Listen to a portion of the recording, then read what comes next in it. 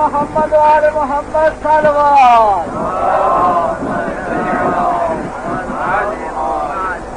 أعوذ بالله من الشيطان اللعين الرجيم. بسم الله الرحمن الرحيم. الحمد لله رب العالمين بارئ الخلائق أجمعين باعث الأنبياء والمرسلين والصلاة والسلام على شفيع المذنبين وخاتم النبيين سيدنا المؤيد بشيرنا المسدد نذيرنا المجدد المصطفى الأمجد والمحمود الأحمد أبي القاسم محمد وعطرته الطيبين الطاهرين المنتجبين المنتخبين الميامين المعصومين المظلوم الغر الميامين ولعنة الله على أعدائهم أجمعين. أما بعد فقد قال الله الحكيم في كتابه الكريم وقرآنه المجيد. بسم الله الرحمن الرحيم. واتقوا الله الذي تساءلون به والأرحام. صلوات.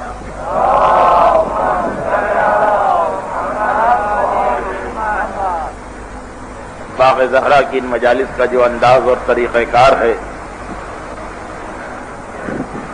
شرکائے مجلس میں سے اکثریت اس سے آگاہ ہے.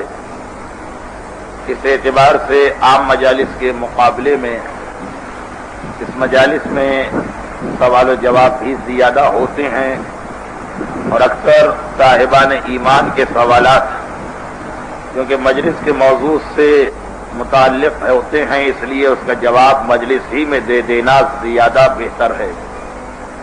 ایک سوال کہ جس کا جواب مجھے کل دینا تھا لیکن وقت کی کمی اور موضوع کی طوالت کی وجہ سے یہ جواب آپ کی خدمت میں نہ آ سکا. بہرحال سوال مجھ تک پہنچا دیا گیا. مسئلہ 2 یا 3 دن پہلے بیان کیا گیا تھا کہ بعض روایات اسلامی میں چچازاد بھائی بہن کی شادی سے روکا گیا ہے. یہ سوال کیا گیا ہے کہ کیا یہ روایت مکروہ کے مقام تک ہے یا نہیں ہے، اور اگر یہ روایت جو یہ ممانعت بیان کر رہی ہے کراہیت کی منزل تک ہے تو پھر معصوم کے گھرانے میں ہمیں ایسی مثالیں کیوں مل رہی ہیں کہ چچازاد بھائی بہن کی شادی کی گئی.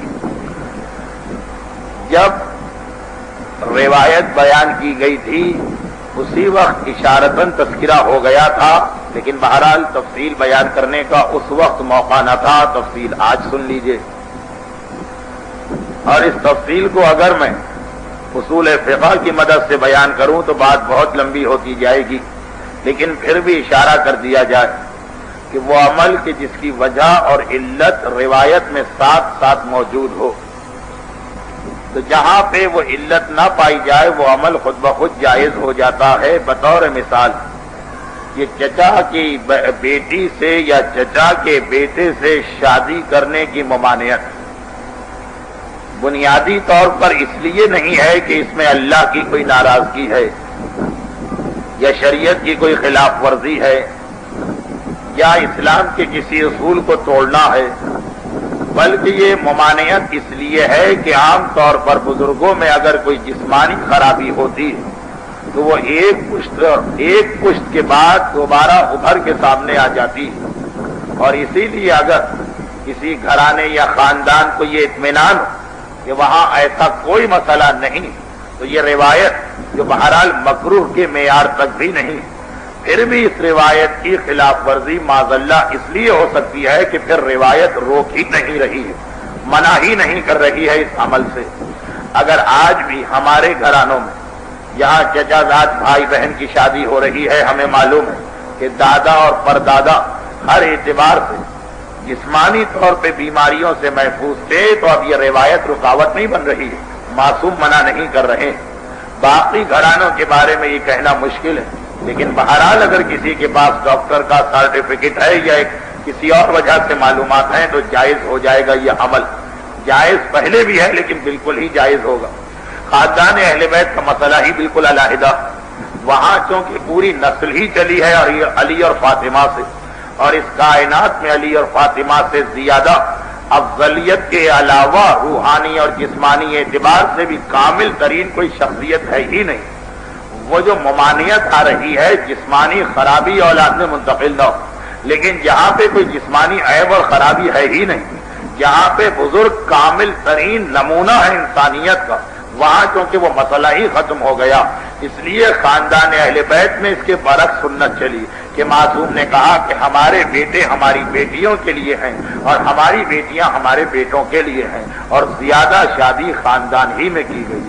یہی مسئلہ اگر کسی اور گھرانے میں بھی پیش آ جائے تو وہاں بھی بالکل اجازت ہوگی۔ ایک سوال یہ پوچھا گیا کہ اعمال عاشورہ اور جو عاشورے کے دن فاقے کا مسئلہ، اگر عورت حالت نجاست میں ہے تو کیا ان کو انجام دیا جا سکتا؟ حالت نجاست میں روزہ رکھنے کی اجازت نہیں، لیکن حالت نجاست میں فاقے کی اجازت بلکہ حکم ہے۔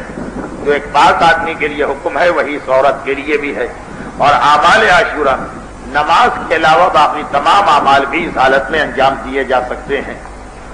اسی سلسلے میں ایک سوال یہ پوچھا گیا ہے کہ کل ضمنی طور پر، ہمارا اصل موضوع تو نہیں ہے، ضمنی طور پہ شادی بیاہ کے موقع پہ گانے وغیرہ کے بارے میں مسئلہ آیا تھا، تو ڈھول کے بارے میں پوچھا گیا ہے کہ کیا حکم ہے، اور اگر بغیر میوزک کے شادی بیاہ کے گیت گھر کے اندر لڑکیاں گائیں تو اس کے بارے میں شریعت کا کیا مسئلہ؟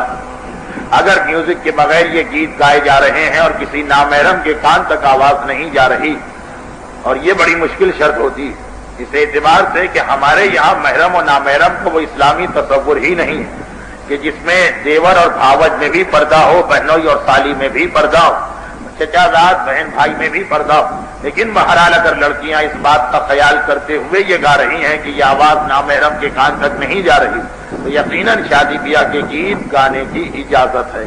اور جو ڈھول اس موقع پہ استعمال ہوتا ہے تو اس میں اختلاف پایا جاتا ہے، اس کی تفصیل میں جانے کا فی الحال موقع نہیں ہے۔ دو تین مسئلے اور فقہ کے ہیں، اس کے بعد ایک مرد مومن کا ایک انتہائی اہم تاریخ سے متعلقہ مسئلہ، اور پھر میں اپنے موضوع پہ آتا ہوں۔ البتہ یہ مسئلے جو کسی خاتون نے پوچھے ہیں ان میں ایک مسئلہ بہت طویل ہے، اس کا جواب دینے سے میں معذرت طلب کروں گا، مختصراً جواب دے دوں گا۔ پہلا سوال جو ہے وہ وہی ہے کہ جو ابھی انجام دے دیا گیا، جو ابھی آپ کی خدمت میں پہنچا دیا گیا کہ نجاست کے عالم میں شب عاشورہ کے اعمال اور نماز شب۔ نماز تو بہرحال عورت حالت نجاست میں انجام نہیں دے سکتی ہے، لیکن باقی سارے اعمال اس حالت میں انجام دیے جا سکتے ہیں۔ ان کا سوال یہ ہے کہ کیا جانماز اور چادر کو بعد میں پاک کرنا ضروری ہوگا؟ جی نہیں، وہ جانماز بھی پاک رہے گی، وہ چادر بھی پاک رہے گی جو اس حالت میں اوڑھ کے اعمال انجام دیے گئے ہیں۔ ایک سوال یہ ہے کہ عورتوں کی ایک ایسی محفل ہے کہ جہاں کوئی مرد نہیں ہے، تو وہاں اگر بال اور کوہنی تک ہاتھ نظر آئے تو کوئی گناہ نہیں، اس سے زیادہ بھی جسم اگر کھلا ہوا ہو تب بھی کوئی گناہ نہیں۔ اسلام میں پردے کا مسئلہ نامحرم مردوں کے مقابلے میں آتا، لیکن اگر محرم مرد یا خالی عورتوں کا اجتماع تو ناک سے گھٹنے کے علاوہ باقی سارے جسم کا پردہ ثابت ہو سکتا ہے اور شرعاً اس کی اجازت ہے۔ تو یہ بال اور کونی تک ہاتھ کھلنا یہ تو بالکل ہی جائز ہے۔ نماز کے دوران کیا عورت کے لیے موزے پہننا واجب ہے؟ عورت کے لیے نماز کے دوران نماز کی خاطر موزے واجب نہیں، لیکن اگر حالت نماز میں کوئی نامحرم اس طرح موجود ہے کہ اس کی نگاہ عورت کے پیروں پر پڑے گی، جو میں اکثر ایک جملہ کہتا ہوں کہ ہمارے معاشرے کی بدقسمتی اور مسائل سے دوری کا نتیجہ کہ جو زیادہ اہم مسئلہ ہے اسے پس پش ڈالا جاتا، اور جو اہم تو ہے لیکن کم اہم مسئلہ ہے اس کے اوپر جھگڑے ہو جاتے۔ عورت کے پردے میں چہرہ شامل ہے یا شامل نہیں یہ بھی ایک اہم مسئلہ، لیکن اس اعتبار سے یہ مسئلہ نمبر 2 پہ ہے کہ تمام علماء متفق ہے کہ پیر تو عورت کو چھپانا واجب ہے، اس میں کوئی اختلاف ہی نہیں، چہرے میں اختلاف ہے، تو پیر کا پردہ شریعت کے اعتبار سے زیادہ اہم ہے۔ لیکن آپ دیکھیں گے کہ وہ لوگ بھی جو چہرے کے پردے کی وجہ سے امام خمینی کی شان میں گستاخی کر رہے تھے، وہ حضرات بھی پیروں کے پردے کی جانب سے بالکل لاپرواہ، یعنی دوسرے الفاظ میں بات شریعت کی نہیں ہوئی، بات ماحول کی ہوئی، کلچر کی ہوئی، بزرگوں کے طریقے کی ہوئی، اور یہی خرابی ہے جو اسلام پر عمل کرنے میں پیدا ہو جاتی کہ ہم اپنے ماحول اور معاشرے کے مسائل کو شریعت کا مسئلہ سمجھ لیتے ہیں۔ ایک الگ موضوع ہے، بہرحال مختصر ہی، کہ نامحرم سے عورت کے لیے پیر چھپانا واجب ہے، لیکن نماز سے واجب نہیں، نماز کے لیے واجب نہیں۔ اب اگر عورت ایسی جگہ نماز پڑھ رہی ہے کہ کوئی نامحرم نہیں، یا محرم مرد ہیں یا عورتیں ہیں یا کوئی بھی نہیں، تو پیر کھول کے نماز پڑھ سکتی ہے۔ لیکن اگر نامحرم مرد دیکھنے والے تو پیر پھر چھپانا پڑیں گے۔ موزے تو پہننا واجب نہیں، چادر سے چھپا لیے جائے، مسلح سے چھپا لیے جائے، پیر چھپانا واجب ہے۔ لیکن پھر بھی اگر عورت پیر نہ چھپائے، نامحرم ہے، نماز میں پیر نہ چھپائے تو نماز غلط نہیں ہوگی، صرف گناہ ملے گا۔ لیکن اگر بالوں کو نہ چھپایا جائے تو بال چھپانا چونکہ نماز کا حصہ ہے، اس لیے اگر بالوں کو نہیں چھپایا تو نماز ہی غلط ہو گئی۔ موزے اور بالوں کی چادر میں یہ فرق ہے کہ موزے کسی بھی حالت میں نماز کی خاطر واجب نہیں، یہاں تک کہ نامحرم اگر ہے بھی اور پھر بھی موزے نہیں پہنے اس کا گناہ ملے گا، نماز صحیح رہے گی۔ اور ان کا سب سے آخری سوال یہ ہے کہ جو شریعت میں واجب غسل ہے ان کا ایسا مختصر اور آسان طریقہ بتائیے کہ ہماری سمجھ میں آ جائے، کیونکہ توضیح سے سمجھ میں نہیں آتا ہے۔ مختصر اور آسان طریقہ اگر آپ کو سمجھنا تو آپ کی مدد کے لیے یہ کہا جا سکتا کہ بہرحال میں نے اب سے چند سال پہلے بعض مخلص مومن دوستوں کی مدد سے وضو، غسل اور تیمم کے مسائل کے لیے ایک ویڈیو کیسٹ تیار کیا۔ اگر آپ کے لیے VCR کا اور ٹی وی کا انتظام کرنا آسان تو آپ کسی بھی نجفی کیسٹ لائبریری کی برانچ سے یہ ویڈیو کیسٹ حاصل کیجئے۔ اس کے اندر عملی طور پہ طریقہ کار بتایا گیا ہے کہ غسل کا طریقہ کیا ہوتا، اور مختصراً یہ ہے کہ پہلے تو نیت کریں، آسان ترین نیت، زیادہ چکر میں پڑنے کی بات نہیں۔ غسل جنابت کرتا یا کرتی ہوں قربتاً اللہ، غسل نجاست یا غسل حیض کرتی ہوں قربتاً اللہ، بس اس سے زیادہ نیت کے چکر میں نہ پڑیں۔ یہ نیت کرنے کے بعد اگر آپ کا جسم پاک ہے تو اور نہ صابن لگانا، نہ نہانا، نہ کسی اور مسئلے میں پڑنا، بلکہ نیت کرنے کے بعد پہلے سر و گردن کو دھویا، اور اس کے بعد بہتر یہ ہے، کیونکہ انہوں نے یہ بتایا کہ میں آغا خوئی کی تقلید میں ہوں، بہرحال پھر بھی بہتر یہ کہ پہلے سر و گردن کو دھویا، ایک مرتبہ پانی ڈالا کہ ہر جگہ پہنچ جائے، اس کے بعد اپنے جسم کے سیدھے حصے کو کندھے سے لے کر پیر تک اس طرح دھویا کہ اتنا پانی ڈالیں کہ ہر جگہ گیلی ہو جائے، اور اس کے بعد الٹی طرف کندھے سے لے کے پیر تک اس طرح پانی ڈالیں کہ سارا جسم گیلا ہو جائے، یعنی آدھی بالٹی کے اندر شریعت کا غسل مکمل ہو سکتا ہے۔ ہاں اگر جسم پر کوئی اور نجاست لگی، وہ جو حالت نجاست کا زمانہ تھا، اس کا پسینہ، اس کا میل کے علاوہ کوئی اور نجاست ہے تو پہلے ایک مرتبہ احتیاطاً اپنے جسم کو صابن سے دھو لیں، وہ بھی احتیاطاً، اور پھر غسل کا طریقہ بہرحال صرف اتنا، نیت کی، سر و گردن کو دھویا، اس کے بعد کندھے سے لے کے پیر تک پہلے جسم کا سیدھا حصہ اور اس کے بعد جسم کا الٹا حصہ، وہ بھی پانی حد سے زیادہ بہانے یا ٹنکیاں خالی کرنے کی ضرورت نہیں، بس اتنا کہ جسم گیلا ہو جائے۔ اور اگر آپ کبھی غور کریں تو ایک پیالی جو چائے کی ہوتی ہے اس میں اتنا پانی ہے کہ کندھے سے لے کے ہاتھ تک گیلا ہو سکتا ہے، بس اتنا مختصر پانی جو ہے، یعنی چائے کی 4 یا 5 پیالیوں میں آپ کے جسم کا ایک حصہ گیلا ہو سکتا۔ یہ میں اس لیے بتا رہا ہوں کہ سوال خاتون نے کیا ہے، اور خواتین غسل کے مسئلے میں اتنا پانی ضائع کرتی ہیں کہ کراچی کے پانی کا مسئلہ کبھی حل نہ ہو پائے گا، تو شریعت کے اس مسئلے کا خیال رکھیے گا کہ حد سے زیادہ پانی کا استعمال حرام نہیں ہے، حرام نہیں ہے، گناہ نہیں ہے، لیکن اس سے شک اور وسوسے بڑھتے رہتے ہیں۔ برادر ایمانی میں کا ایک آخری سوال کہ اس بات کی تفصیل معلوم کرنا کہ شہادت کے بعد شہداء کے کٹے ہوئے سر تو شام لے جائے گئے تھے، اس میں سے کتنے کٹے ہوئے سر واپس آئے، اور یہ سر پھر کہاں دفن ہوئے ہیں؟ شہداء کے کٹے ہوئے سروں کے دفن کے بارے میں روایتیں بہت زیادہ مختلف ہیں، بہت زیادہ مختلف روایتیں، اور علماء کرام اب تک ان تمام روایتوں کو حل نہیں کر سکے، لیکن مختصراً جو بیان کیا جاتا ہے وہ یہ کہ جب یہ کٹے ہوئے سر شہداء شام پہنچے اور اس کے بعد خاندان اہل بیت کو رہائی ملی، تو جن چیزوں کو خاندان اہل بیت نے واپس مانگا تھا اس میں لوٹے ہوئے تبرکات کے علاوہ یہ کٹے ہوئے سر بھی تھے، اور انہیں لے کے واپس آئے۔ اب بعض روایتیں کہتی کہ جو کہ اہل بیت کی واپسی کربلا سے ہوئی تھی، اس لیے واپسی میں کربلا ان سروں کو اسی ترتیب کے مطابق کہ باقی شہداء کے سر گنج شہیدہ اور امام مظلوم کا سر ان کی زری میں دفن کیا گیا۔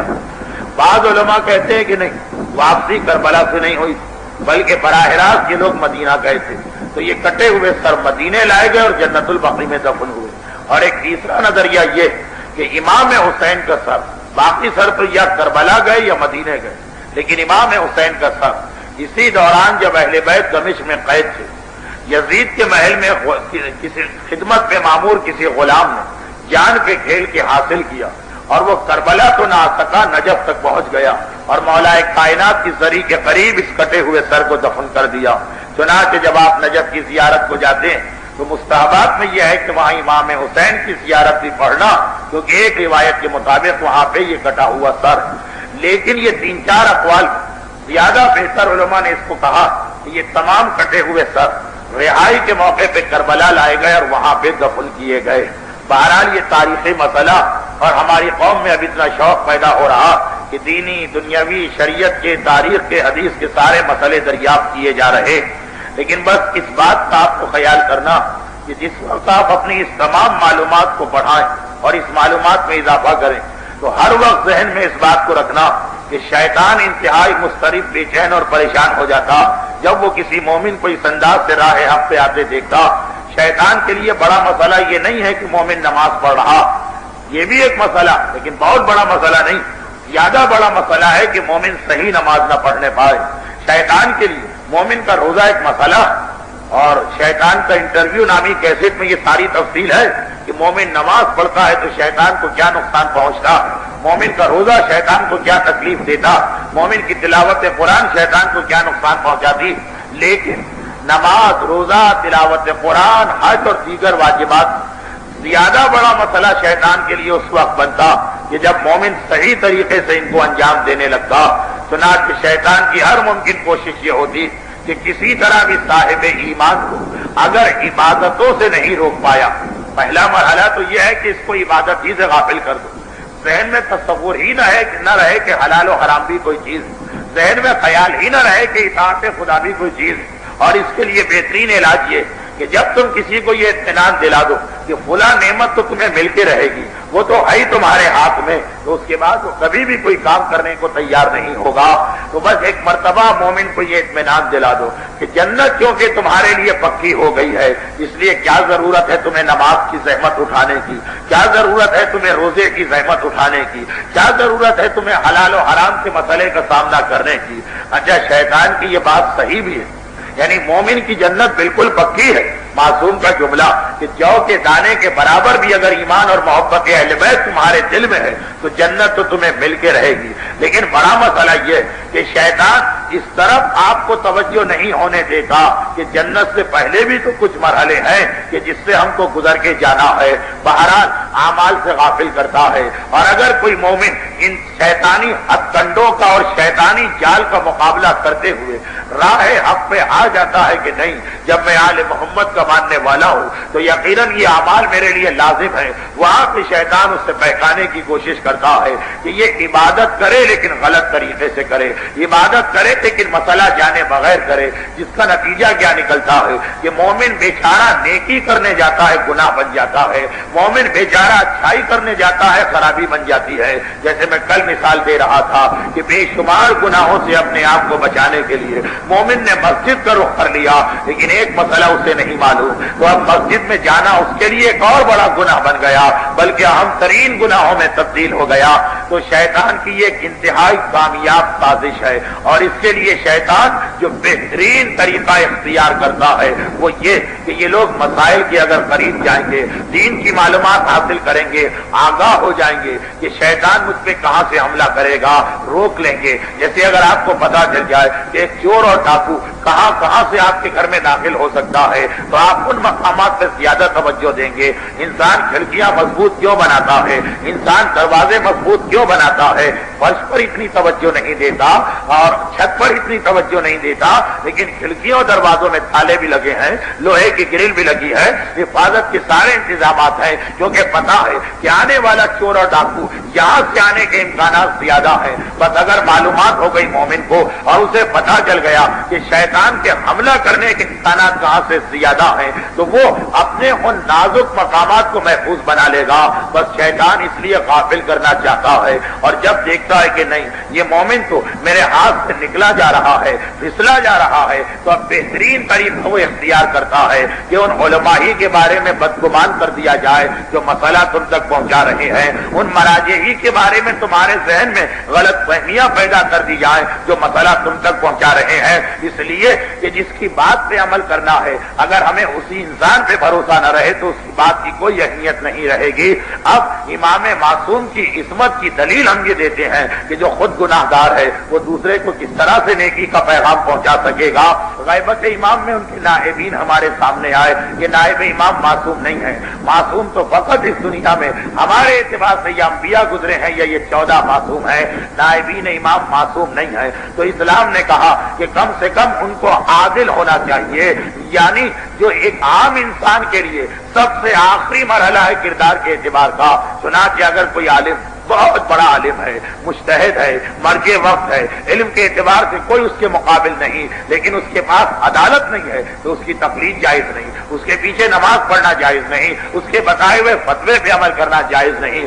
اسلام نے اسی لیے عدالت کی شرط رکھی ہے کہ مسئلے پہ عمل کرنے والے کو اطمینان تو ہو کہ جس کی بات میں مان رہا ہوں اس کے دل میں خوف خدا ہے. وہ جو مسئلہ بتائے گا اپنے فائدے کے لیے نہیں بتائے گا, مگر پھر بھی شیطان ذہنوں میں بدگمانی ڈالتا ہے. علماء کے خلاف, مسئلہ بتانے والوں کے خلاف, مراجع کے خلاف, نائبین امام کے خلاف. اور یہ بھی آپ یاد رکھیے کہ یہ تاریخ کی حقیقت ہے کہ جو آپ اکثر پڑھتے رہتے ہیں کہ جس کا مقام جتنا بلند ہوتا ہے وہ اتنا ہی زیادہ خدا سے ڈرتا ہے, وہ اتنا ہی زیادہ پریشان ہوتا ہے. اس لیے کہ جیسے جیسے معرفت خدا بڑھتی جائے گی ویسے ویسے خوف خدا بھی بڑھتا جائے گا. ایک اگر چھوٹا سا بچہ ہے 3 یا 4 سال کا, 3 یا 4 تو میں نے زیادہ کہہ دیا, 6 مہینے کا بچہ ہے وہ آگ سے نہیں ڈرے گا, لیکن 4 سال کا بچہ آگ سے ڈرے گا. اس لیے کہ 3 مہینے کا بچہ بے معرفت ہے اور 4 سال کا بچہ صاحب معرفت ہے, لیکن 4 سال کا بچہ شیر سے نہیں ڈرے گا, وہ اسے کھلونا سمجھ کے کھیلنا چاہے گا. ایک سمجھدار انسان ڈرے گا. 4 سال کا بچہ اگر اس کے پاس سانپ آ جائے تو وہ اسے کھلونا سمجھ کے اٹھا لے گا, لیکن ایک سمجھدار انسان جو معرفت رکھتا ہے اس چیز کی زیادہ گھبرا جائے گا. تو جیسے جیسے چیزوں کی معرفت بڑھتی جاتی ہے, برائیوں کی معرفت ہو یا اچھائیوں کی معرفت, ویسے ویسے انسان کا خوف بڑھتا جاتا ہے. یہ کبھی گمان نہ کرے کہ اگر ایک مرجع بن گیا, میں اس لیے کہہ رہا ہوں کہ ہمارے دین کا دار و مدار کے اعتماد کے اوپر ہے, اگر ان علماء ہی پہ اعتماد نہ ہو تو مسائل پہ اعتماد نہیں ہوگا. اور ایک جملہ جو مجھے بعد میں کہنا چاہیے لیکن اس لیے پہلے کہہ رہا ہوں کہ بعض اوقات لوگ سمجھتے ہیں کہ میں اپنے موضوع کو چھوڑ کے کہیں اور چلا گیا ہوں, یہی اصول آگے چلے گا. امام اور رسول کی عصمت پہ یقین نہ ہو تو ان کے پیغام پہ یقین نہیں ہوگا, عالم کی سچائی پہ یقین نہ ہو تو اس کے بتائے ہوئے مسئلے پہ یقین نہیں ہوگا. اسی طرح سے اولاد کو اگر اپنے والدین کے کردار پہ یقین نہ ہو تو وہ کبھی بھی صحیح طور پہ اپنے والدین کی بات نہیں سنے گی. یہ ترتیب کے اعتبار سے بات وہیں پہنچنا ہے, وہیں پہنچنا ہے. لیکن ایک چیز کی کڑی کو سمجھ لیجئے کہ جتنے بڑے علماء ہیں, جتنے بڑے مراجع ہیں, ہم اور آپ تو یہ سمجھتے ہیں کہ وہ چونکہ اپنے آپ کو نائب امام سمجھ رہے ہیں اس لیے وہ تو بالکل آرام سے ہوں گے, وہ تو بالکل اطمینان سے ہوں گے. سارا ڈر ہمارے لیے ہے, جہنم ہمارے لیے, بولے صراط ہمارے لیے, عذاب قبر ہمارے لیے, سانپ اور بچھو ہمارے لیے, آغا خمینی, آغا حکیم, ان کے لیے تو کوئی مسئلہ ہی نہ ہوگا. لیکن نہیں, اگر آپ دیکھیں اسی ترتیب کے مطابق کہ ایک انتہائی گناہ گار کبھی وہ بھی اس طرح نہیں تڑپا ہوگا جس طرح امام معصوم خوف خدا سے تڑپا کرتا ہے. آپ سیرت کو اٹھا کے دیکھیے, صحیفہ کاملہ کی دعاؤں کو اٹھا کے دیکھیے, ارے تو واقعا اتنا گناہ گار کہ اس کے لیے سوائے جہنم کے کوئی مقام نہیں ہونا چاہیے. وہ بھی کبھی خوف خدا سے اتنا نہ روئے گا جتنا وہ روتا ہے کہ جس کا کوئی مسئلہ ہی جنت و جہنم نہیں. امام کی ٹھوکروں میں ہے جنت. مسئلہ کیا ہے امام کے لیے جہنم؟ جب امام کے ماننے والے کے بارے میں کہا گیا کہ اگر حقیقی محب اہل بیت پل صراط سے گزرے گا تو جہنم پکار کر کہے گی ذرا جلدی سے آگے بڑھ جا کیونکہ تیری وجہ سے میری آنکھ کے شعلے ٹھنڈے پڑ رہے ہیں. یہ روایت ہمارے پاس ہے. ایک مومن کی، ایک عام مومن کی جب یہ صفت ہے تو امام کے لیے کیا مسئلہ ہے. لیکن صحیفہ کاملہ دیکھیں تو ایسا لگتا ہے کہ خوف خدا سے اور عذاب آخرت سے، کیونکہ یہ جملہ صحیفہ کاملہ میں ہے چوتھے امام کا، پروردگارہ میں رو رہا ہوں میدان قیامت میں اپنی حاضری کو یاد کر کے، میں رو رہا ہوں عذاب قبر کو یاد کر کے، میں رو رہا ہوں منکر و نکیر کے سوال کو یاد کر کے. تو نہج البلاغہ کے جملے دیکھ لیجئے، امام حسین کی دعائے عرفات دیکھ لیجئے، دعائے کمیل کے جملوں پہ نگاہ ڈالیے. معصوم کے یہاں آپ کو اتنا خوف نظر آئے گا کہ بعض اوقات انسان ایک شک میں بھی پڑ جاتا ہے یا گمراہ کرنے والے شک میں ڈالتے ہیں. تو جتنی معرفت بڑھتی جاتی ہے اتنی ذمہ داری کا احساس بڑھتا جاتا ہے. ہمارے علماء میں سے علامہ مجلسی نقل کرتے ہیں جنہوں نے اتنی خدمت کی ہے دین کی کہ ہمارے دشمنوں نے کہہ دیا کہ دین شیعت کو ہم نے ختم کر دیا تھا، آل محمد کی حدیثوں کو ہم نے مٹا دیا تھا، مجلسی نے ان کو زندہ کر دیا ہے. علامہ مجلسی کہتے ہیں کہ ساری زندگی میں لوگوں کو نصیحت کرتا رہا، ساری زندگی میں لوگوں تک پیغام امام پہنچاتا رہا، لیکن خدا کی قسم ایک بچے نے جیسی مجھے نصیحت کی ہے ایسی نصیحت مجھے زندگی میں کہیں سے نہ مل سکی. بارش کا زمانہ ہے، اصفہان کی ایک سڑک سے میں گزر رہا ہوں. یہ علامہ مجلسی کا نام میں نے اس لیے لیا کہ ہمارے پاس احادیث کا زیادہ بڑا ذخیرہ علامہ مجلسی کی وجہ سے آیا ہے. وہ فرما رہے ہیں کہ بارش کا موسم ہے، میں اصفہان کی ایک گلی میں سے گزر رہا ہوں، راستے میں کیچڑ ہو گئی ہے. میں نے دیکھا کہ 7-8 سال کا ایک بچہ جا رہا ہے اور بچپنے کی شوخی ہے، چنانچہ تیزی کے ساتھ جا رہا ہے. میں نے آواز دی کہ میاں صاحبزادے ذرا آہستہ چلو، بارش کا زمانہ ہے، ایسا نہ ہو کہ پاؤں پھسل جائے تو تمہیں نقصان ہوگا. اس نے پلٹ کے مجھے دیکھا اور ایک عجیب جملہ کہا. اب 8 سال کے بچے کو یہ تو پتا نہیں کہ یہ علامہ مجلسی ہے، لیکن اتنا معلوم کہ بہرحال کوئی عالم ہے، لباس علماء عام انسانوں کے لباس سے مختلف ہے. کہا کہ مجھ سے زیادہ تم اپنی فکر کرو، اس لیے کہ اگر میں پھسل کے گرا تو فقط مجھے نقصان ہوگا، لیکن اگر کہیں تمہارے قدم پھسل گئے تو سارے کے سارے مومن گمراہ ہو جائیں گے. علامہ مجلسی کہتے ہیں اس بچے کا اتنا سا جملہ جو ایک کتنی بڑی حقیقت ہے کہ ایک عالم اگر کہیں پہ لفظ کھا جائے، ایک عالم اگر کہیں پہ گمراہ ہو جائے تو وہ گمراہ نہیں ہوتا، وہ 100 200 500 1000 10,000 افراد گمراہ ہو جاتے ہیں. علماء کو بھی یہ معلوم ہے، اس لیے ان کی پریشانیوں کا اندازہ آپ نہیں کر سکتے ہیں. امام خمینی کے پاس ان کے شاگرد جا رہے ہیں اور کہہ رہے ہیں کہ آپ کے ایک مسئلے نے صاحبان ایمان کو پریشان کر دیا ہے اور جو دشمنان اسلام اور آپ کی ذات کے دشمن ہیں وہ اس مسئلے سے سوء استفادہ کر رہے ہیں اور اس مسئلے کی مدد سے لوگوں کو بہکا رہے ہیں. کون سا مسئلہ؟ وہ مشہور مسئلہ کہ اگر میں یہ مجلس کسی اور ماحول میں پڑھ رہا ہوتا تو 5 منٹ اس مسئلے کی وضاحت میں لگ جاتے، لیکن ضرورت نہیں ہے، آپ میں سے ہر ایک جانتا ہے. بڑے شہروں میں جو امام خمینی کا فتویٰ تھا کہ ایک محلے سے دوسرے محلے میں نماز قصر ہو جاتی ہے، ایک محلے سے دوسرے محلے میں روزہ رکھنا رمضان کے مہینے میں ناجائز ہو جاتا ہے اگر 14 میل کا فاصلہ پایا جا رہا ہے، وہ مشہور مسئلہ. تو تہران دنیا کا ایک بڑا شہر ہے اور پھر جو مغربی دنیا کے شہر ہیں، لندن ہے، پیرس ہے، نیو یارک ہے، یہ سارے کے سارے بڑے شہر ہیں. لوگوں کو موقع مل رہا ہے. یہ امام خمینی اسلام لا رہے ہیں یا واجبات کو ختم کر رہے ہیں. یہ کیا ماجرا ہے کہ رمضان کا مہینہ ہے اور لوگ روزے سے نہیں ہیں؟ یہ کیا ماجرا ہے کہ ہمیشہ 4 رکعت نماز ظہر سنی ہے اور 2 رکعت نماز پڑھی جا رہی ہے؟ تو لوگوں کو ایک موقع مل رہا ہے. آپ کو پتا ہے کہ چھوٹی چھوٹی باتوں کو کس طرح سے علماء کے خلاف استعمال کیا جاتا ہے. جہاں لوگوں کو کوئی ایسا عمل کسی عالم کا نظر آیا کہ جس میں ایک چانس یہ ہو کہ شاید یہ خلاف شریعت ہو، چاہے 99% چانس ہو کہ یہ مطابق شریعت ہے، لیکن 1% بھی احتمال نظر آئے اور اس کو پھیلایا جاتا ہے معاشرے میں. امام خمینی سے کہا گیا کہ آپ اس مسئلے پہ اگر ذرا سا تشدید نظر کریں اپنے نظریے کو بدل دیں. اجتہاد، آپ مجتہد ہیں، اجتہاد کی وجہ سے آپ اس نظریے کو بدل دیں تو یہ دشمنوں کا پروپیگنڈا ختم ہو جائے گا.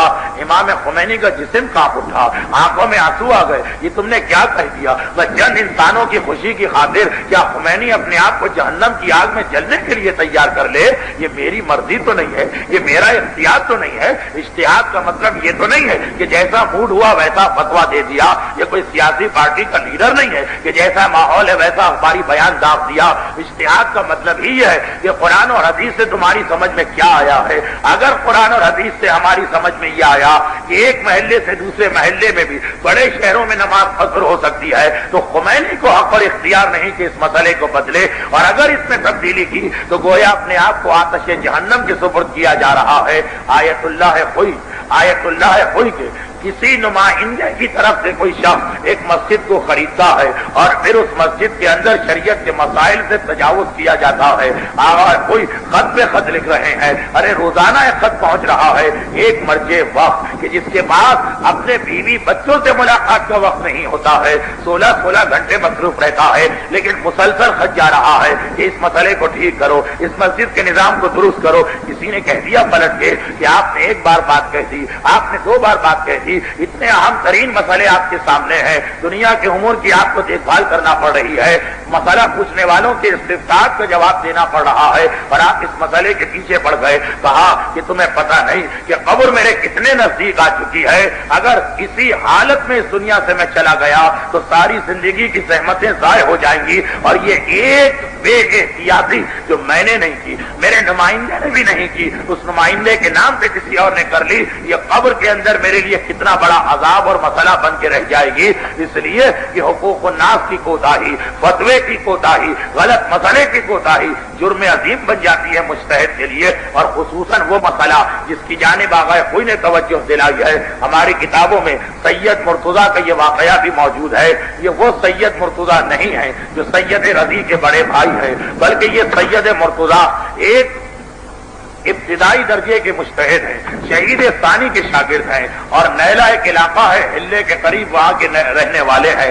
یہ اپنی کتاب میں ایک واقعہ لکھ رہے، سید مرتضیٰ نیلی نجفی. نیلی اس لیے کہ وہاں پیدا ہوئے، نجفی اس لیے کہ پھر زندگی نجف کے حوضہ علمیہ میں گزری. واقعہ لکھتے ہیں کہ جب میں نجف میں تعلیم حاصل کر کے اجتہاد کی منزل پر پہنچ گیا، شہید ثانی کے شاگرد ہیں یہ سید مرتضیٰ. جب میں اجتہاد کی منزل پہ پہنچ گیا تو ایک مرتبہ میرے دل میں تمنا پیدا ہوئی کہ اب چل کے میں اپنے وطن کی حالت دریافت کروں. ایک زمانہ وہ تھا، آج کل تو حوضہ علمیہ میں اتنی ترقی ہو گئی ہے کہ طالب علم چھٹی لے کے آ سکتا ہے، اس لیے کہ جتنے بھی درس سے وہ غیر حاضر رہے گا کتابوں کی صورت میں ہے، کیسٹ کی صورت میں ہے، نوٹس کی صورت میں ہے. لیکن جب پہلے یہ ساری سہولتیں نہ تھی تو جو ایک مرتبہ حوضہ علمیہ چاہتا تھا 14 سال 20 سال 25 سال، نہ ماں کی خبر نہ باپ کی خبر نہ بیوی بچوں کی خبر، اگر اس کے بیوی بچے وطن میں ہے نہ رشتہ داروں کی خبر، بالکل سلسلہ کٹ کے رہ جاتا تھا. دنیا کی ہر تعلیم میں انسان کے پاس تساہل اور غفلت کی گنجائش ہے، دین کی تعلیم میں یہ گنجائش نہیں ہے، اس لیے کہ دنیا کی تعلیم انسان اپنے لیے حاصل کرتا ہے. دین کا طالب علم اپنے آپ کو خدا کے سامنے جواب دہ محسوس کرتا ہے. ایک دن بھی اگر طبیعت خراب ہے میں چھٹی کر لوں کہیں یہ حرام اور گناہ نہ ہو جائے، ایک دن میرا دل نہیں جا رہا مدرسے جانے کا، یہ حرام اور گناہ نہ ہو جائے، کیونکہ یہ واجبات کا مسئلہ ہے. جس طرح طبیعت خرابی سے نماز معاف نہیں ہو سکتی ہے، جس طرح طبیعت خرابی سے غیبت کی اجازت نہیں مل سکتی ہے، اسی طرح دینی طالب علم کے پاس یہ جذبہ ہوتا ہے. نیلا سے نکلے ہوئے، نیلا اور نجف میں فاصلہ بھی کتنا ہے، ہلا اور نجف، نیلا ہلا کے برابر ہے، ہلا اور نجف میں کتنا فاصلہ ہے. آج جائیے تو 2 گھنٹے سے بھی کم وقت میں آپ پہنچ جائیں گے، لیکن نہیں، جب مجتہد بننا ہے تو سارے رشتے کاٹ کے انسان عہدے میں آتا ہے. جب اس مقام پہ پہنچ گئے، اب ایک مرتبہ اپنے وطن کی خبر دریافت کرنے کا دل میں خیال پیدا ہوا.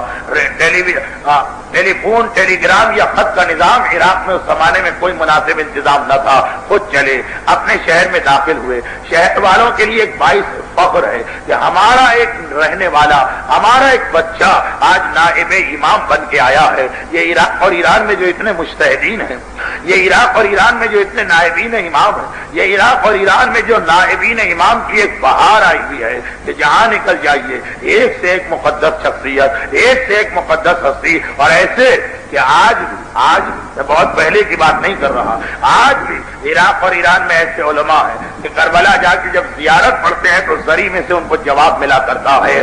آج بھی ایسے علماء کرام ہیں کہ آغا کوئی اور خمینی ان سے درخواست کرتے ہیں کہ ہمارے حق میں رات کو دعا کیا کیجیے۔ یہ ایک ایسا سلسلہ ہے، ہمارے پاس تو 4-5 مشہور کے نام آتے ہیں اور وہ بھی اب آنے لگے۔ پہلے ہمارے بچوں، جوانوں اور بوڑھوں کے پاس امام کا نام لینے کا وقت نہ تھا تو نائبین امام کی جانب کوئی کون توجہ دے۔ لیکن بہرحال کبھی آپ نے غور کیا ہے، ہم بھی مومن وہ بھی مومن، ہماری جو تعداد وہ ان کی بھی تعداد، وہاں علماء کی کثرت ہے، نائبین امام بہت زیادہ ہے۔ نائبین امام کا زیادہ ہونا ایک قوم کے لیے برکت ہوا کرتی ہے۔ دنیا دیکھتی ہے ہمارے پاس ڈاکٹر زیادہ ہے، وہ ملک فخر کے ساتھ کہتا ہے، ہمارے پاس انجینئر زیادہ ہے، وہ ملک فخریہ کہتا ہے کہ ہم اتنی ترقی کر رہے ہیں۔ تو مومن کی نگاہ میں یہی کیفیت نائبین امام کی ہونا چاہیے، وہاں اتنے زیادہ کیوں ہے؟ ہمارے یہاں بمشکل تمام ایک آدھ عالم ایسا ہے جو اجتہاد کی منزل تک پہنچا۔ پاکستان کی 40 سالہ تاریخ میں کتنے مجتہد یہاں پہ ہیں اور وہاں گلی گلی آپ کو مجتہد نظر آتے ہیں۔ فرق کیا ہے؟ فرق یہی ہے کہ ہمارے یہاں خاندان میں ایک ڈاکٹر ہو جائے، اس سے اگر 10 رشتے دور کا بھی فاصلہ ہے، لوگ کہتے ہیں ہاں وہ فلاں ڈاکٹر ہمارا رشتے دار ہے، ہاں وہ فلاں انجینئر ہمارا رشتے دار ہے، ہاں وہ فلاں سیاسی پارٹی کا لیڈر یہ جو آج اقتدار میں آ گئی ہے اس سے ہماری بھی جان پہچان ہے۔ اس طرح سے رشتے جوڑے جاتے ہیں۔ چنانچہ لوگوں کو ڈاکٹر بننے کا خیال ہے، انجینئر بننے کی فکر ہے، حکومت میں آ کے عہدہ حاصل کرنے کی فکر ہے، کیونکہ احترام ان کو دیا جاتا ہے۔ لیکن ایران میں اگر کوئی ڈاکٹر ہے تو باپ اپنے بیٹے کے بارے میں فخر سے نہیں کہے گا کہ ڈاکٹر ہے، ڈاکٹر بنا تو کیا کمال کر لیا۔ اگر کوئی انجینئر ہے اس کے گھر والے نہیں کہیں گے کہ ہمارا کوئی شخص انجینئر ہے۔ ہاں میں ایران کے دینی ماحول کی بات کر رہا ہوں، ورنہ ایران میں سب فرشتے نہیں رہتے ہیں، ایران میں سب نیک لوگ نہیں رہتے ہیں۔ ضد انقلاب بھی وہیں پر ہے جو دینی ماحول ہے۔ ہاں اگر کوئی عالم ہے، آپ کے علم میں ہوگا، میں کئی دفعہ بیان کر چکا ہوں کہ جتنے مالدار ترین افراد ہیں وہ کوشش کرتے ہیں کہ ہماری بیٹی کی شادی کسی عالم سے ہو جائے، ایک فخر سمجھا جاتا ہے، عالم ہمارا داماد ہے۔ یہاں تک کہ ایران کے بادشاہوں کے پاس سب سے بڑا فخر یہ ہوتا تھا کہ فلاں عالم ہمارا داماد ہے۔ اور ہمارے یہاں اگر ایک چپراسی بھی ہے اور ایک ریٹائر اور بے روزگار آدمی بھی ہے، اس کے لیے موت ہوگی اگر کسی عالم کا پیغام اس کی بیٹی کے لیے آ رہا ہے۔ اس سے بڑی کوئی توہین سمجھی نہیں جا سکتی ہے کہ اپنی بیٹی کو مارنا ہے، کہ اپنی بیٹی کو قید میں ڈالنا ہے۔ اب یہ جو مزاج کا فرق ہے اس کا نتیجہ یہ نکلتا ہے کہ ایران میں وہ بستی فخر کرتی ہے، اگر اس بستی کا ایک شخص عالم بن جائے وہ محلہ فخر کرتا ہے، اگر وہاں ایک شخص علم دین حاصل کر لے وہ خاندان خوشی سے پھولا نہیں سماتا ہے، اگر ان کا ایک فرد حوزہ علمیہ میں داخل ہو جائے۔ اور یہ مزاج جب آگے بڑھتا ہے تو ہوتا یہ ہے کہ جب کبھی لوگ زیارت کے لیے جاتے ہیں، آپ یہ نہ سمجھیے کہ زیارت آپ کا مسئلہ، ایران میں ایک مشہد ایک قوم امام زادوں کو چھوڑ کر یہ 2 بڑی زیارت کے مقام ہے، لیکن ایران اتنا بڑا وہاں سے بھی لوگ مشہد آتے ہیں۔ عراق میں کربلا، نجف، سامرہ، کاظمین، باقی اتنا بڑا عراق ہے، وہاں سے بھی لوگ زیارت کے لیے جاتے ہیں۔ جب کبھی اپنے وطن سے چلتے ہیں معلومات کر کے چلتے ہیں، مشہد میں ہے کوئی ہمارے خاندان کا فرد، مشہد میں ہے کوئی ہمارے محلے کا فرد، مشہد میں ہے کوئی ہماری بستی کا فرد، یہ معلومات کیوں کی جاتی ہے؟ اس لیے کہ وہ ہمارے لیے باعث فخر ہے، اس سے ملاقات کریں گے، اسے ہدیہ دیں گے، اسے تحفہ دیں گے کہ اس نے ہمارے سر کو عزت کے ساتھ بلند کر دیا، دنیا کے سامنے نہیں تو امام کے سامنے تو صحیح، خدا کے سامنے تو صحیح، کہ ہاں یہ فلاں عالم کا گھرانہ ہے، یہ فلاں عالم کے محلے والے ہیں۔ اور ہندوستان اور پاکستان میں جب لوگ چلتے ہیں تو یہاں بھی تحقیق کر کے چلتے ہیں، ہے قم میں کوئی ہمارا جاننے والا طالب علم، ہے مشہد میں کوئی ہمارا جاننے والا طالب علم، کیوں؟ تاکہ مسافر خانے کا خرچہ بچا لیا جائے، اگر وہاں کوئی ہے تو اسی کے گھر میں جا کے قیام کریں گے، اسی کے ساتھ کھائے پیئیں گے اور اس کے بعد سستی سی زیارت کر کے واپس آ جائیں گے۔ یہ جو مزاج کا فرق ہے کہ یہاں ہر وقت لینے کی فکر ہوتی ہے اور وہاں فخر سمجھا جاتا ہے ایک عالم کے وجود کو محلے والوں کے لیے۔ تو جب اطلاع ملی نیلا بستی کو کہ ہمارا ایک فرد، ہمارا ایک رہنے والا مجتہد بن کے آ رہا ہے، تو واقعاً اس کا استقبال ہوا، شاندار استقبال ہوا، اور سارا شہر عزت اور احترام کے ساتھ لے کے مسجد تک پہنچاتا ہے۔ آپ کو یہ بھی معلوم ہے کہ محلے کا مرکز مسجد ہوتی ہے ایران اور عراق میں۔ بہرحال لوگ ملاقات کے لیے آ رہے ہیں، سب سے ملاقاتیں ہوئی، جن سے ملاقات نہیں ہوئی، اس لیے کہ آنے والوں میں اکثریت تو وہ ہے کہ جب یہ گئے تھے تو یہ بچے تھے، جانتے بھی نہیں کہ یہ کون آدمی، جن کو جانتے تھے وہ سب بزرگ ہو چکے ہیں. اب فلاں کا نام لیا، کہاں ہے پتا چلا انتقال ہو گیا، فلاں کہاں ہے پتا چلا کہ ترک وطن کر گئے. بہرحال جتنے بھی 20 سال پہلے کے افراد یاد ہیں سب کا تذکرہ ہو رہا ہے اور بات ختم ہو گئی. ایک آدمی کا نام لیا جو 20 سال پہلے بہت ہی زیادہ ایکٹیو اور فعال تھا. مسجد کا انتظام اس کے ہاتھ میں، امام باڑے کا انتظام اس کے ہاتھ میں، دینی سرگرمیوں کا مرکز وہ تھا. بڑا قابل احترام شخص. بھائی وہ بزرگ نظر نہیں آ رہے. کہا کہ لوگوں نے کہا ہمیں بھی تعجب ہے، ویسے تو وہ ابھی بھی ہر کام میں آگے آگے رہتے ہیں جو دین کا کام ہو. مسجد، امام باڑہ، نماز جماعت، مجلس، جلوس، کوئی مقام ایسا نہیں کہ وہ آگے نہ نظر آئے. ہم تو سمجھ رہے تھے کہ وہ سب سے پہلے آپ کے استقبال کے لیے آئیں گے. ہمیں خود حیرت ہے. اچھا یہ بات ہے تو میں جاتا ہوں ان کے گھر، شاید بیمار ہو گئے ہوں، شاید کوئی مجبوری آ گئی ہو. اب سید مرتضیٰ نیلی نجفی نائب امام اور مجتہد وقت اپنی بستی کے ان بزرگ کے گھر کی جانب چلے کہ جن کے نہ آنے پہ ہر ایک کو حیرت ہے. پہنچے، دروازے پہ دستک دی. ایک مرتبہ بیٹا نکل کے آیا. ان کا کیا بات ہے؟ لوگ ساتھ ہیں. کہا کہ ہم تمہارے باپ سے ملنا چاہتے ہیں. خوش اخلاق باپ ہے، دیندار باپ ہے. لیکن بیٹے نے جواب دیا، میرے بابا نے کہلوایا کہ کوئی بھی میرے گھر کے دروازے پہ آئے میں کسی سے ملاقات نہیں کروں گا، سب کو واپس کر دو، سب کو واپس کر دو. ایک ایسا خوش اخلاق انسان اور اس وقت بد اخلاقی کا مظاہرہ کر رہا ہے. لیکن خیر جب مالک راضی نہیں ہے تو قدم رکھنا گھر میں حرام ہے. لوگ واپس جانے لگے. لیکن سید مرتضیٰ نیلی نجفی نے کہا کہ بابا کو میرا پیغام پہنچا دو، میں یہاں مستقل قیام کے لیے نہیں آیا، ایک لمبی چھٹی لے کے نہیں آیا، فقط ایک دن کے لیے آیا ہوں، واپس مجھے نجف جانا ہے. کم سے کم ایک مرتبہ تو ان کی زیارت کا موقع ملے. اب یہ جو کہا، بیٹا گھر میں گیا. کہا اچھا آئیے، بابا نے اجازت دی ہے. باپ کے کمرے میں پہنچا. اندھیرا ہے، کمرے میں اندھیرا کیا گیا ہے اور ایسا لگ رہا ہے کہ جان بوجھ کے یہ اندھیرا کیا گیا ہے. اور جب آنکھیں دیکھنے کے قابل ہوں تو دیکھا کہ وہ شخص لیٹا ہوا ہے، انتہائی مقدس، انتہائی متقی، انتہائی پرہیزگار، مگر اتنا زخمی ہے اس کا نچلا سارا جسم آگ سے جلا ہوا ہے اور اسی حالت میں فریاد اور آہوزاری کر رہا. دیکھ کے اٹھنے کی کوشش کی مگر اٹھا نہ گیا. ایک مرتبہ گھبرا کے سوال کیا، یہ کیا ہوا؟ اگر اس انداز سے آپ جل گئے تو بستی کو ضرور اطلاع مل جاتی، اس لیے کہ پرانا زمانہ اس طرح سے آگ ہر گھر میں نہیں ہوتی ہے کہ جیسے آج کل ہے. اگر ایسی آگ لگتی کہ اتنا جلا ہوا جسم کہ چربی پگھل کے نکل آئی جائے تو آس پاس اڑوس پڑوس کو تو اطلاع ہوتی، مگر کسی کو نہیں معلوم، بلکہ لوگ خود حیرت زدہ تھے یہ کیا ہوا. کہا کہ بس کل رات کو عجیب ماجرا ہوا میرے ساتھ، میں سو رہا ہوں لیکن اسے خواب نہیں کہیں گے کیونکہ خواب اس چیز کا نام ہے کہ انسان جاگے تو کچھ نظر ہی نہ آئے. لیکن جس وقت یہ آثار خواب عملی زندگی میں نظر آ رہے ہیں یہ دلیل ہے کہ یہ خواب نہیں ہے. کہا میں کل رات کو سویا تو میں نے دیکھا کہ میدان قیامت حساب و کتاب کا مرحلہ ہے اور ایک مرتبہ مجھے جنت کی بشارت دی گئی. میں اطمینان کے ساتھ جنت کی جانب چلا، مگر جنت کا راستہ ہے بڑا خطرناک، جنت کا راستہ ہے بڑا سخت. پلے صراط پر سے گزر کے جاتا ہے جنت کا راستہ. میں پلے صراط کو بھی تیزی سے طے کر رہا ہوں لیکن درمیان پلے صراط وہاں پہنچا کہ جہاں حقوق الناس کا سوال ہوتا ہے. بس ایک مرتبہ میں نے دیکھا کہ جہنم کی آگ کے شعلے بلند ہوئے اور جس طرح رسی کھینچ کے کسی کو پکڑا جاتا ہے آگ کا شعلہ میرے اوپر چپتا اور جس طرح رسی بند جاتی ہے جسم میں اس طرح مجھے باندھ کے اس آگ میں جہنم کی جانب کھینچا. اب میں جہنم میں گر رہا ہوں اور جیسے جیسے میں پلے صراط سے نیچے جا رہا ہوں آگ بڑھتی چلی جا رہی ہے. جہنم کا مسئلہ دلدل کا مسئلہ ہے. دلدل میں پھنس جانے والا جتنے ہاتھ پاؤں مارتا ہے اتنا اور زیادہ مصیبت میں مبتلا ہوتا جاتا ہے. اب میں جو کوشش کروں اور زیادہ یہ آگ اور آہستہ آہستہ، خدا کو کوئی جلدی تو ہے نہیں. آپ سب جمعہ کی دعا میں پڑھتے ہیں کہ پروردگارا مجھے پتا ہے کہ تیرے عذاب میں کوئی جلدی نہیں ہے، کیونکہ جلدی تو وہ کرتا ہے جسے ڈر لگ رہا ہو کہ کہیں ایسا نہ ہو کہ مجرم میرے ہاتھ سے بھاگ جائے. آج تو ہاتھ آیا ہے، اگر بھاگ نکلا تو اس کو کہاں سے سزا دوں گا. تو پروردگار کے عذاب میں کوئی جلدی نہیں ہے.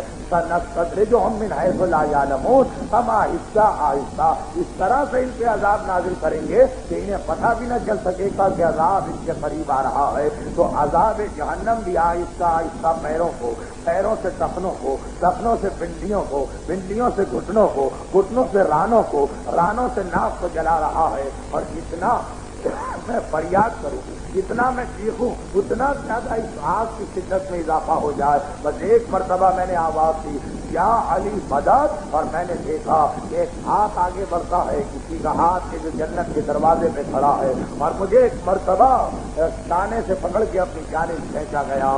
میرے سامنے میرا مولا کھڑا تھا۔ میں نے گھبرا کے کہا یا امیر المومنین، آپ کا محب و خدمت گزار، آپ کا نام لینے سے آتش جہنم کے عذاب میں کمی تو ہوئی، آدھا عذاب آیا، آدھا عذاب معاف ہوا، لیکن مولا اس کی وجہ کیا ہے؟ کہا کہ مسجد تیرے ہاتھ میں تھی، مسجد کی جھاڑو ایک دن تو اپنے گھر استعمال کے لیے لے کے آ گیا، کیا تجھے پتا نہیں کہ مسجد کا مال گھر میں استعمال کرنے کی جملہ میں کہہ رہا ہوں، مولا نے تو مختصر سے جملہ کہا تھا، لیکن وضاحت ضروری ہے کہ مسجد کا مال گھر میں استعمال نہیں ہو سکتا، وہ حقوق الناس ہے۔ اگر گھر میں لے کے آ گئے، چاہے تم مسجد کے ٹرسٹی ہو، چاہے تم امام بارگاہ کے منتظم ہو، چاہے تم کسی دینی یا دنیاوی تنظیم کے سربراہ ہو، لیکن جو مال تمہارا نہیں ہے، فقط تمہیں نگرانی کے لیے دیا گیا ہے، اسے بھی غیر محتاط استعمال کرنے کا تمہیں حق نہیں۔ مسجد کا خدمت گزار جس نے ساری زندگی اللہ کے گھر کی خدمت کی، اس کا اجر بھی بہت زیادہ ہے، اس کا ثواب بھی بہت زیادہ ہے، عذاب سے بچ کے جب جنت میں جاتا تو اس کا مقام بھی بہت بلند ہوتا۔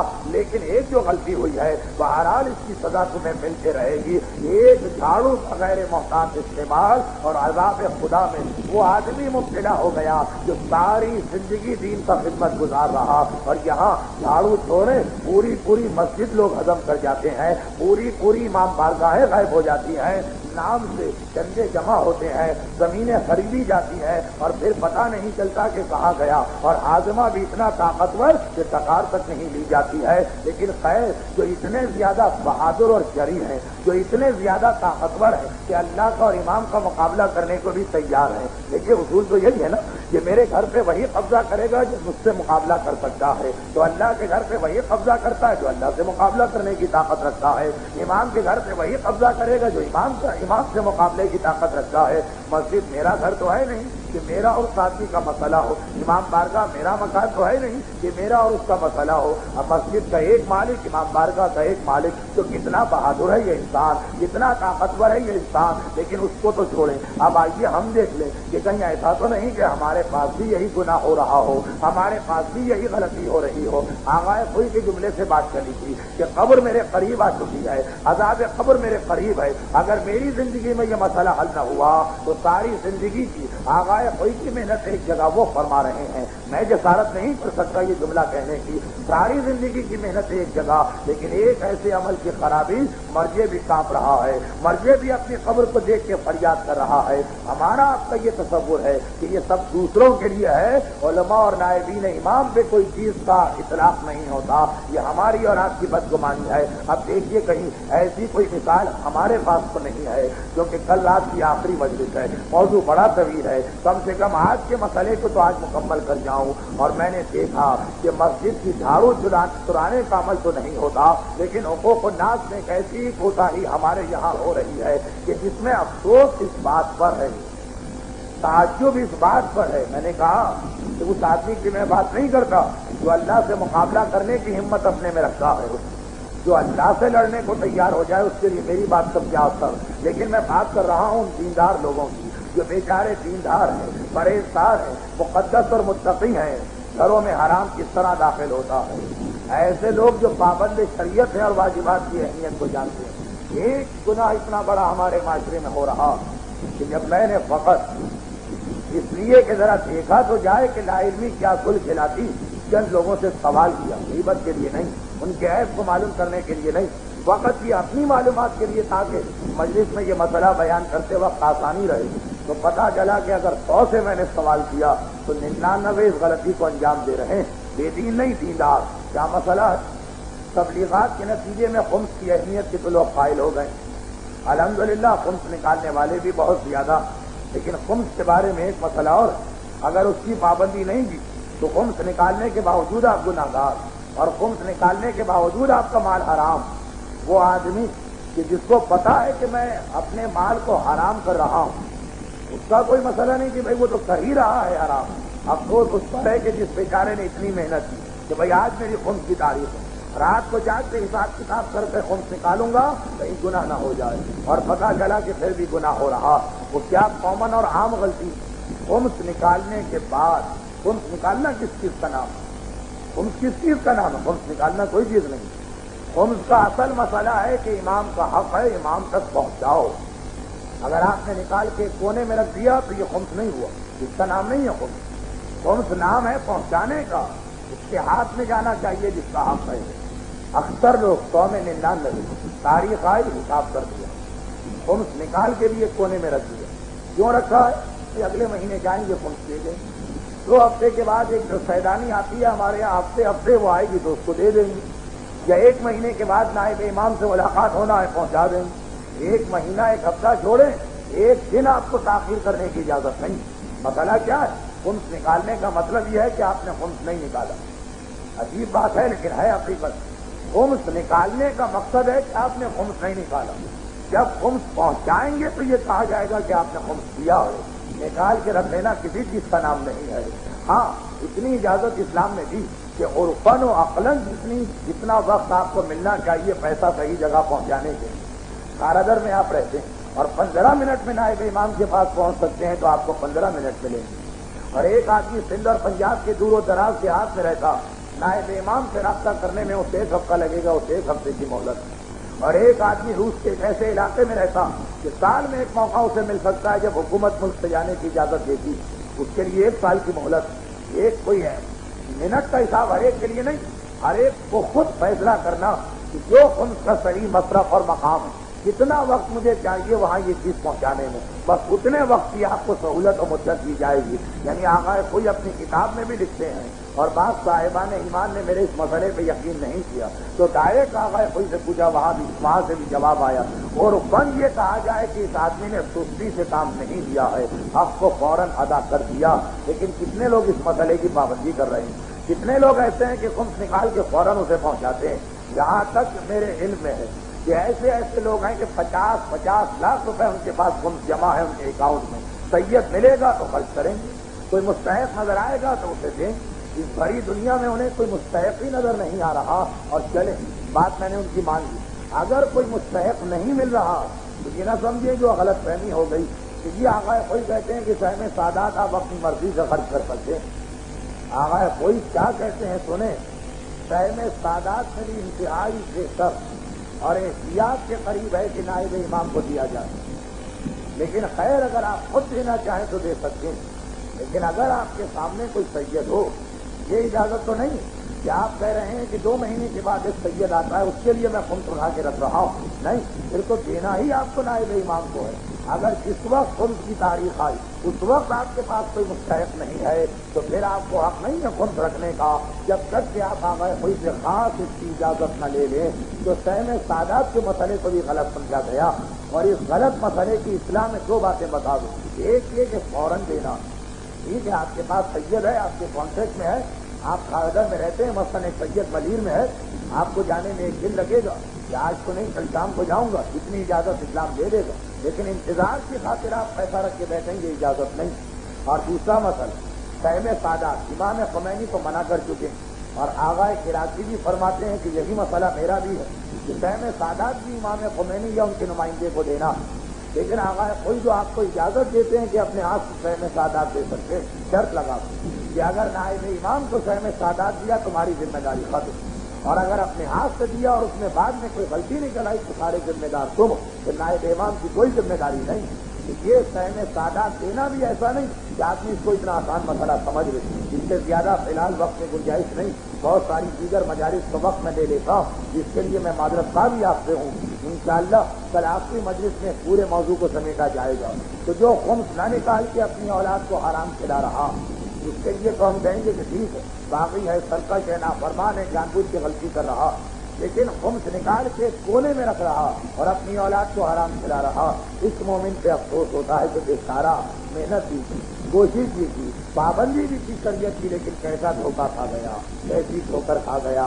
بس یہی وہ مقامات ہیں کہ جہاں شیطان انتظار کرتا ہے مومن کا کہ اگر ہر جگہ سے میرے ہاتھ سے بچ کے نکل گیا تو کوئی نہ کوئی تو ایسا موقع آئے گا مسائل میں کہ جہاں میں اس کو پکڑ لوں گا. مزید کچھ اور وضاحتیں ہیں جو انشاءاللہ کل ہیں. شیطان کے جال سے بچنا بہت مشکل ہے، بہت مشکل ہے. خدا ہی بچائے اور مومن کی نیت خالص ہو اور آل محمد کا سہارا اس نے لیا ہوا، ورنہ بڑے بڑے شیطان کے پھندے میں پھنسے۔ اور حسین کو بھی یہ معلوم تھا کہ کربلا کے واقعے کی بات میں جو تصویر کشی کی جائے گی، اس واقعے کو بالکل ہی برعکس بنانے کی بھی کوشش کی جائے گی۔ شیطان بھلا یہ برداشت کر سکتا ہے کہ کہیں کربلا والوں کا نام لیا جائے؟ کربلا کا نام شیطان کی موت اور شیطنت کی موت۔ حسین کو پتا تھا ایک دور آئے گا کہ کربلا کے پورے مقصد کو چھپانے کی کوشش کی جائے گی۔ چنانچہ تاریخ اسلام کے اوراق پر آ گئے، حسین کو بالکل صحیح قتل کیا گیا کیونکہ معاذ اللہ حسین باغی تھے۔ تاریخ اسلام کے اوراق پر آ گئے کہ خرج الحسین فقتل یا فقتل بسیف جدی، حسین نے عادل حکمران کے خلاف خروج کیا تھا تو اپنے جد کی تلوار سے مارے گئے، کیونکہ یزید کی تلوار رسول کی تلوار ہے، یزید جانشین رسول۔ کیسے کیسے انداز سے کربلا کے واقعے کو پھیرا گیا، وہی شیطان کی سازش، کربلا کو بھی چھپا دیا جائے۔ خدا کی قسم اگر کربلا میں مظلومیت کی ایک تصویر علی اصغر نہ ہوتا تو شاید یہ لوگ کسی حد تک ذہنوں کو بگاڑنے میں کامیاب بھی ہو جاتے ہیں، لیکن یہ سارے جملے ختم ہو جاتے ہیں جب ہم علی اصغر کو پیش کرتے ہیں، چلو حسین اگر باغی بن کے آئے تھے معاذ اللہ، حسین کو شہید کر دو۔ حسین اگر حکومت کے وقت کے لیے خطرہ بن کے آئے تھے، حسین کے لشکر کو شہید کر دو۔ اتنا بتاؤ کہ کیا 6 مہینے کا بچہ بھی کہیں شہید کیا جاتا؟ ارے علی اصغر حسین کی سچائی کی سب سے بڑی دلیل بن کے آ رہا، کربلا کی حقانیت کی سب سے بڑی نمائندگی علی اصغر کر رہا ہے، اور غالباً یہی وجہ کہ حسین علی اصغر کو خصوصیت سے لے کے آ رہے ہیں اور تیار کر کے لا رہے ہیں۔ مصائب کا تفصیلی بیان موقول الی وقت ہی کسی اور وقت، لیکن مختصر جملے تاکہ آپ دوسری مجلس میں جانے سے پہلے کچھ آنسو تو بہا کے جائیں۔ تاریخ کہتی ہے کہ جب 28 رجب کو یہ مرحوم مولانا غلام عسکری صاحب علی اللہ مقامہ یہ روایت اکثر پڑھا کرتے تھے، مولانا ہی کی تاثیر میں اس روایت کو پڑھ رہا ہوں کہ تاریخ کہتی ہے کہ 28 رجب کو جب حسینی قافلہ حسین مرتبہ مدینے سے چل رہا تھا اور فاطمہ صغریٰ کو پتہ چل گیا میرا بابا مجھے لے کے نہیں جائے گا، رباب کے قریب آئی، اماں رباب ایک مرتبہ علی اصغر کو اور میری گود میں دے دیجیے، صغریٰ کی خواہش و تمنا ہے کہ اچھی طرح سے اپنے اس ننھے بھائی کی زیارت کر لے۔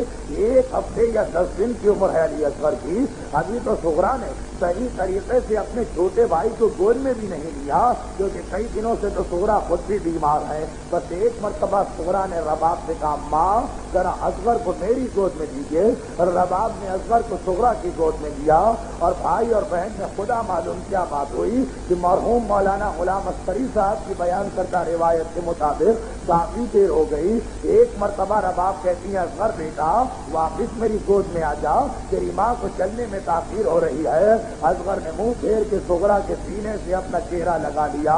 ایک مرتبہ زینب آئی، اصغر بیٹا ذرا میری آغوش میں آ جاؤ، بہن کا ساتھ چھوڑنے کو ننھا بھائی تیار نہیں ہو رہا ہے۔ ایک مرتبہ سکینہ آئی، اصغر میری گود میں آ جاؤ، لیکن آج اصغر صغریٰ کی گود سے کسی کی گود میں جانے کو تیار نہیں ہے۔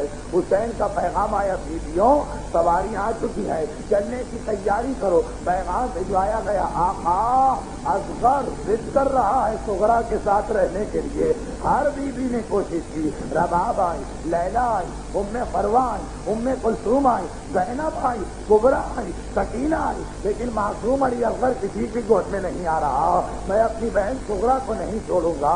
حسین کو پیغام ملا۔ ایک مرتبہ حسین صغریٰ کے کمرے میں داخل ہوئے، اصغر کو دیکھا اور خدا معلوم اصغر کے کان پہ منہ رکھ کے حسین نے کیا جملہ کہہ دیا کہ بس ادھر حسین کی بات ختم ہوئی۔ اور ایک مرتبہ اصغر بے چینی کے ساتھ حسین کی آغوش میں آتا ہے۔ ہمیں پتہ نہیں چلا حسین نے اصغر سے کیا کہا، لیکن مرحوم مولانا کے الفاظ میں غالباً وہی پیغام دیا تھا کہ جس کی خاطر جب اثر عاشور حسین مظلوم صدائے استغاثہ بلند کر رہے، عالم ناصر ینصرنا، ارے میرے سارے اصحاب تو مارے گئے، ارے میرے سارے اعزا تو مارے گئے، اب کوئی اور مددگار میرا ہے کوئی میری نصرت کرنے والا؟ تو خیموں سے ایک مرتبہ شور بکا بلند ہوا۔ حسین آئے، زینب کیا بات ہے؟ کہا بھیا آپ نے صدائے استغاثہ بلند کی، اصغر نے اپنے آپ کو گہوارے سے گرا دیا، شاید یاد دلا رہے ہو بابا مدینے میں جب میں بہن صغرا کی گود میں تھا